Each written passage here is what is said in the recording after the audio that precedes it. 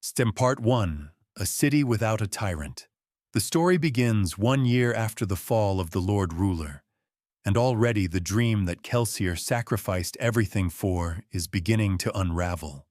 Luthadel, once the center of a monolithic 1,000-year dictatorship, has become a fragile political experiment, struggling to survive in a world where every corner is waking to opportunity and danger. The Lord Ruler's death removed the magnetic force that held the final empire together, and now kings, warlords, and opportunistic nobles rise across the land, each claiming legitimacy. At the heart of this unsteady new world stands Vin, the prodigy Mistborn who killed the Lord Ruler, and Elend, the idealistic young noble trying to use Kelsier's victory to build something more just, humane, and functional. But the world Elend imagines is at odds with the world that exists. His newly drafted constitution, crafted with genuine democratic aspirations, is abstract, theoretical, and slow. It requires patience from a desperate populace and cooperation from opportunistic noble houses. The Ska, freed but frightened, are not unified. Many want stability, not philosophy. The noble houses, never accustomed to not ruling, have no real loyalty to the ideal of shared governance. And Vin, despite her power, feels exposed, under scrutiny, and pulled in too many directions. Bodyguard to a king, symbol of a rebellion she never asked for, and a young woman struggling to define herself beyond Kelsier's legacy. As Elend's assembly debates endlessly about rights, votes, taxes, and protections, reality comes crashing down. Multiple armies begin marching toward Luthadel, each hoping to seize the adium reserves they believe lie hidden in the city. Because the Lord Ruler had an enormous stockpile of adium, enough to buy or topple nations, and everyone wants it. The first threat is Straff Venture, Elend's own father, a ruthless, manipulative warlord whose sole goal is to reclaim what he sees as rightfully his, absolute power. Straff has no interest in Elend's idealistic government. He wants the city, the adium, and Elend dead. His army is massive, disciplined, and fueled by the support of an opportunistic House Venture, now repainted as a conquering force. The second threat comes from Lord Set, a crude and cunning warlord who has already conquered territories in the south. Set arrives in Luthadel with his own army, insisting that he is making an alliance with Elend by using his presence as a deterrent to Straff. But everyone can see the truth. He plans to betray Elend the moment it becomes profitable. He moves his men into the city and begins poisoning the assembly with his influence. Luthadel is now trapped between threats inside and outside its walls. Meanwhile, Ashweather Set's daughter, Alrianne, forms a small subplot that seems frivolous at first. She charms Breeze, creating an unexpected bond, but her presence subtly reinforces the theme of political manipulation and the precariousness of alliance. The third threat is the most alarming. A third army, enormous and mysterious, approaches from the north. This force is commanded by Jastes Lekal, Elend's old friend, who has allied with a terrifying group, the Koloss. These towering, grotesque, blue-skinned creatures are legendary for their brutality, unpredictable loyalty, and terrifying strength. Jastes thinks he controls them. He does not. And everyone in Luthadel knows it. As winter settles over the ash-covered city, Vin becomes increasingly aware that she is being watched. Someone powerful stalks her at night. A Mistborn, but not one aligned with any known force. This figure tests her defenses, fighting her, observing her, but never killing her. Vin grows paranoid, exhausted, and plagued by self-doubt. Elend worries, yet Vin feels her identity drifting away from the political ideals he holds dear. She is a weapon, she thinks, and weapons do not belong in assemblies. The city teeters on collapse. The dream of a new government begins to fracture, and the secret of the Well of Ascension, long buried in prophecy, subtly begins calling to those tied to Terrace lore. Part 2. Politics, Doubt, and the Shape of a Leader. At the heart of this section lies the evolving relationship between Vin and Elend, strained not by lack of love, but by the unavoidable demands of leadership. Elend's political idealism becomes a source of conflict. He believes so strongly in democratic principles that he refuses to use brute force to maintain unity, even when everyone around him warns that idealism alone cannot save a city surrounded by 3 armies. Vin tries to support him, but she feels increasingly alienated from the world of politics. Her role is neither queen nor advisor. She is Elend's guardian, an assassin who watches from rooftops. The assembly distrusts her, nobles fear her, and the Ska see her as the embodiment of Kelsier's legacy, something she never asked to carry. These emotional pressures deepen her inner conflict. This psychological instability makes her vulnerable to the one person who understands her power and her paranoia: Zane, the mysterious Mistborn who has been stalking her. Zane is Straff Venture's illegitimate son, a powerful allomancer, unstable, fractured by the voice in his mind that tells him to kill. Zane tells Vin that she is not safe in Elend's world of politics, that she is a creature of shadows and steel, not diplomacy and compromise. He treats her as an equal in power, battling her across rooftops, training with her, coaxing out her darker instincts, and tempting her to leave Elend behind. Vin is drawn to Zane, not romantically so much as emotionally and existentially. He represents the part of her that feels unfit for Elend's dreams, the part that still sees herself as a street urchin or a tool. Zane manipulates her expertly, feeding her doubts, promising her freedom, and trying to convince her that Elend only loves the idea of her. Meanwhile, the political crisis worsens. Elend is voted out as king by his own assembly, a stunning betrayal that exposes the weakness of democratic theory when applied to a world still scarred by tyranny. The nobles manipulate the vote, Set disrupts the process, and Straff pressures representatives behind the scenes. Elend remains calm, even noble, refusing to use force to maintain power. But the city now stands leaderless, its political structure collapsing just as the siege tightens. The crew tries to stabilize things.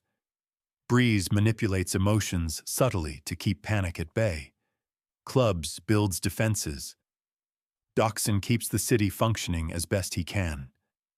Ham debates ethics with Elend. Together, they form a broken echo of Kelsier's dream. Parallel to this, Sazed travels across the land and returns to Luthadel after discovering hints about the Well of Ascension, an ancient power that might stop the collapse of the world.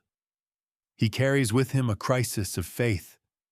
The prophecies he studies conflict with one another. Words in the metal plates seem altered. Something, or someone, has tampered with Terrace knowledge. Sazed's story adds a layer of mystery. The world-ending threat is not merely political. Something ancient, powerful, and subtle manipulates events from beyond human understanding. In Luthadel, Vin continues spiraling. Conflicted and worn down, she seeks escape, and Zane seizes the moment. He urges her to abandon Elend, to embrace her Mistborn nature unapologetically. The tension culminates when Zane instructs her to kill Elend. Vin refuses, choosing loyalty and love over the seductive simplicity of violence. Realizing he cannot sway her, Zane tries to kill her. The two Mistborn face each other in a brutal, all-out battle.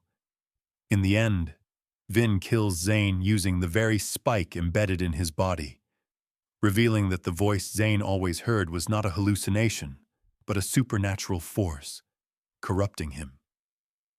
Vin survives, but not unscarred. She chooses Elend, but she carries the weight of the fight, wondering how close she came to losing herself. With Elend dethroned and 3 armies tightening their noose, Luthadel enters its darkest hour. And far from the city, Marsh, once Kelsier's brother, now a Steel Inquisitor, investigates ancient secrets that also tie to the Well. His transformation is slow, chilling, and tragic as he uncovers truths about Inquisitors, hemalurgy, and a growing malevolent presence in the world.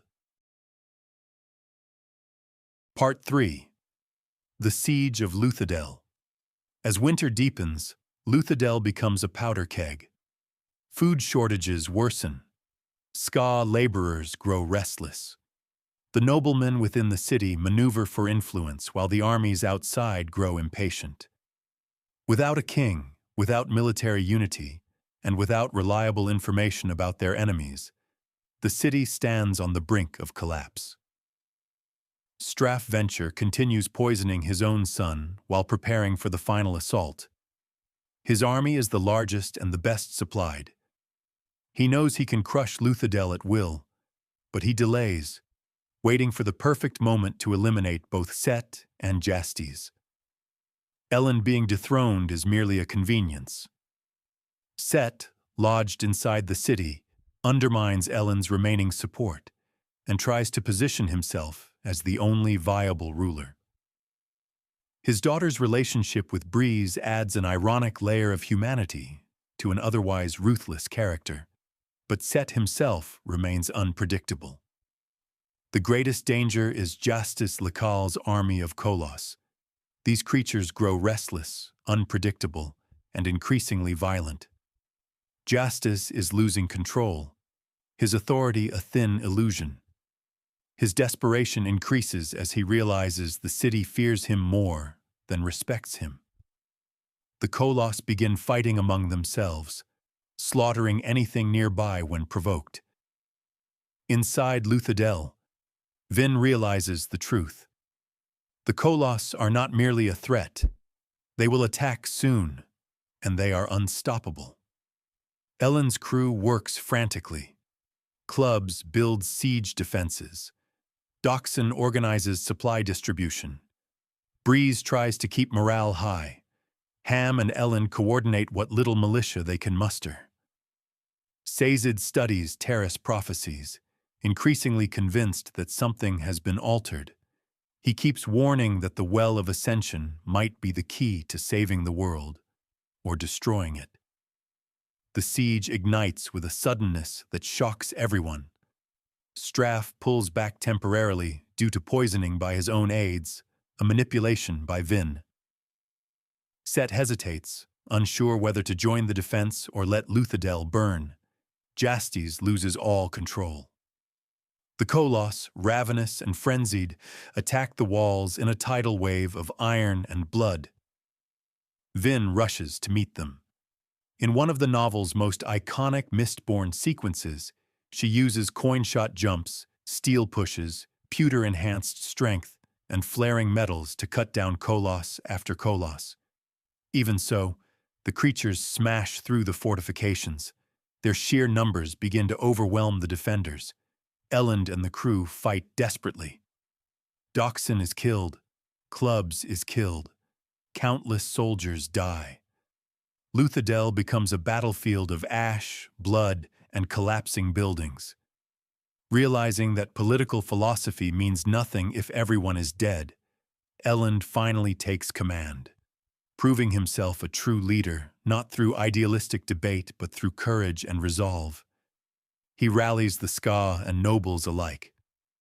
For the first time, everyone follows him without question, but the Kolos are too many. Vin, desperate, realizes she must take control of the Kolos. She has observed that they obey strength above all else. Using steel and pewter to strike fear and dominance into their ranks, she manages to command them. It is a shocking revelation. Kolos can be controlled. She turns them against Straff's army. Straff flees in terror, only to be killed by Elend's mother's personal allomancer, who has long held a grudge against him. Straff's army collapses. Set withdraws, defeated and humiliated. Jasts is found by Elend, who sorrowfully kills his old friend. The Kolos obey Vin completely and retreat with her. Luthadel survives, but at devastating cost. The dream of the new government lies shattered. The crew is broken. The city, once the heart of the final empire, is nearly destroyed. But one thread remains unresolved. The Well of Ascension. Part 4. The Call of the Well. As Luthadel recovers from the siege, Sazed's studies intensify. The Terrace prophecies contradict themselves. Some say the hero of ages will release a great power, others that it must be kept locked away. Metal plates he finds appear tampered with. Words have been changed. He believes someone altered prophecy over centuries, someone powerful, intelligent, and malevolent. Marsh's storyline intertwines with Sazed's. Once a reluctant hero, Marsh is now consumed by the transformation forced upon him as a steel inquisitor. His visits are unsettling. He appears at night, speaks cryptically, and seems constantly at war with himself. The inquisitors grow more erratic and violent. Something is controlling them, something with an agenda that transcends politics. Meanwhile, in Luthadel, Vin and Elend learn the location of the Well of Ascension, the conventicle of Seran.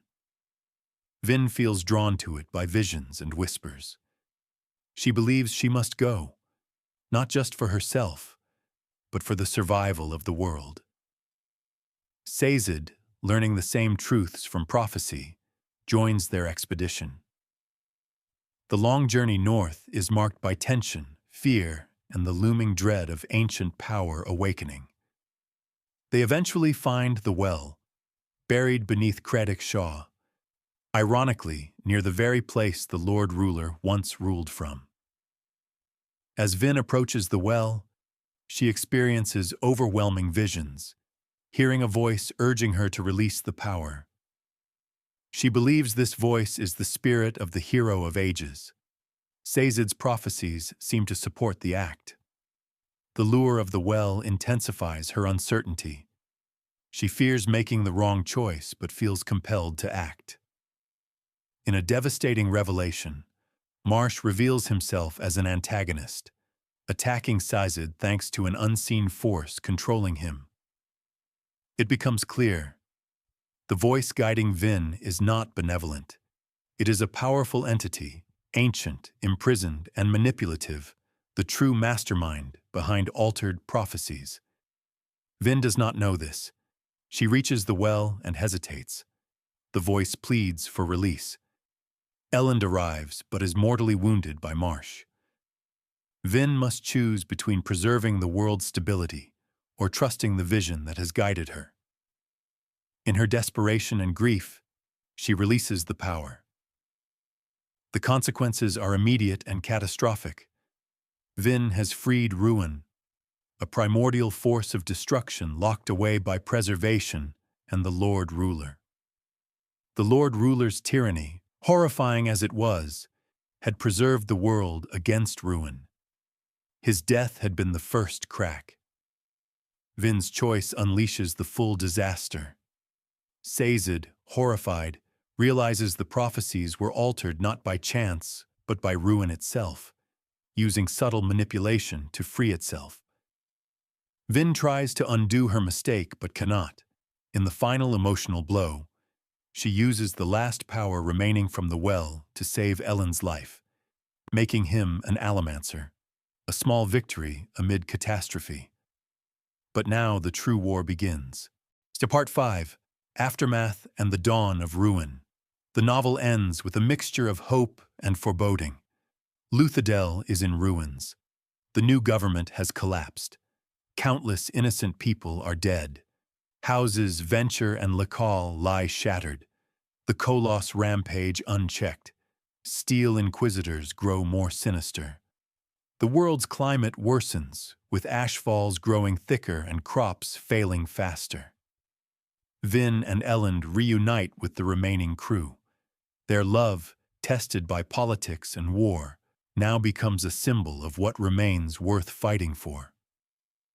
Elend, now Mistborn through the power Vin used from the Well, steps into a new role, not as an idealistic king of debate halls, but as a hardened leader ready to guide humanity through an age of disaster.